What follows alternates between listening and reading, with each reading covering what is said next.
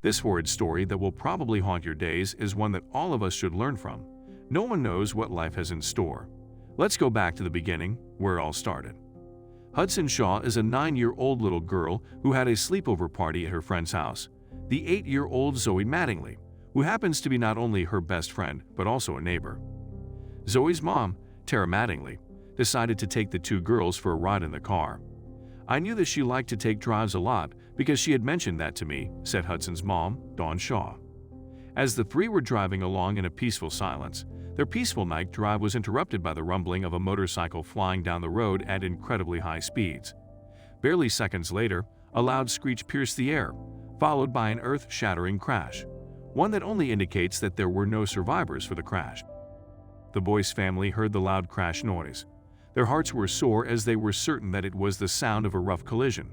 The crash noise was huge, and there were likely no survivors. "We heard this loud screech, a big crash, and we knew we'd heard an accident," Ryan Boyce said. The Boyce family called the police minutes after they heard the crash. It was about 11 p.m. However, when the responding officers came, they were unable to find any signs of a wreck. Perplexed and still shocked from the crash, sound that interrupted their silent Sunday night, the Boyces went to bed, convinced that what they heard was a crash. And they were right. The next morning, they woke up with a strange sense that someone was in desperate need of their help. "My brother couldn't shake the feeling that somebody was out there hurt. Someone could be dying," Ryan Boyce said.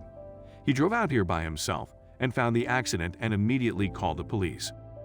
When they got to the crash scene, the family found a small flipped car at 100 feet from the road in a densely wooded area, which was the reason it wasn't found the night before. Off in the distance, there were two bodies. The found bodies were later identified as Tara Mattingly and Zoe Mattingly. You'd think finding the bodies of two little girls would be tragic enough, but the family's work didn't end with this horrific discovery. The Boyces called police officers to come back to the scene they failed to find in the darkness the night before. That's when softer sounds were heard, coming from the location of the wreckage. Hudson Shaw had miraculously survived the massive crash. Luckily, she was found alert and was perfectly able to talk to paramedics. The medical team removed her from the scene and rushed her to the OU Children's Hospital. Even though she was still alive, the little girl was severely hurt, and she had very slim chances of surviving her wounds and broken limbs, according to the K4 reports. The only survivor the wreck spared was suffering from multiple fractures to her arm, clavicle, pelvis, back, and ankle. Luckily, she didn't suffer any injuries to her internal organs or her brain. Dawn didn't have any idea what happened to her daughter until her neighbor told her of what happened. His wife took the two girls for a night ride, one none of them came back from. He kept waiting for them to show up home the night before, but no one came. "I just immediately started praying, and I was just praying that God would protect her and keep her safe," Shaw recalled. Dawn, with a tight heart and barely holding her tears back, rushed to her daughter's side at the hospital. When the concerned mother got to the hospital, she had her heart shattered into pieces when she found that Tara and Zoe didn't survive the crash. She said she saw Zoe and crawled over to where Zoe was, and they found her with her arms cradling Zoe's head, Dawn said. "It was just devastating. I just couldn't. I just kind of broke down at that point because I just realized how lucky I was really to have her still here. Very lucky, very blessed," she said about her daughter's miraculous survival.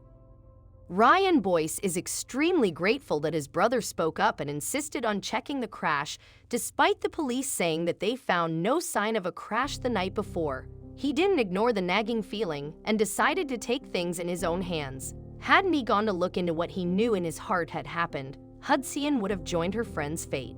They could still be laying out there, and that little girl could be dead now, Ryan said with gratitude, thankful to have been a godsend to this little girl who may not have made it another day out there alone.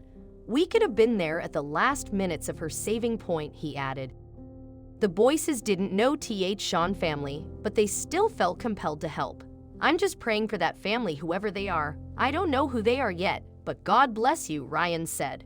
Had it not been for this faithful family, listening to their instincts and the inner voice urging them to take the matter seriously, the situation could have very well ended in 3 lives being lost and 2 shredded families instead of 1. Empathy can be a lifesaver in more times than once, and this story only proves the importance of giving help even when it's not asked for. The empathy of young boy saved a girl from certain death, alone in her blood and broken bones, stuck in a car. Think of all the lives we could have saved if we had a closer look, listened more carefully to the cries of help brought in the wind, and paid more attention to our surroundings.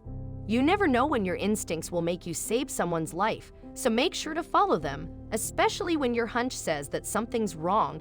Even when everybody else says otherwise, you might as well save a life.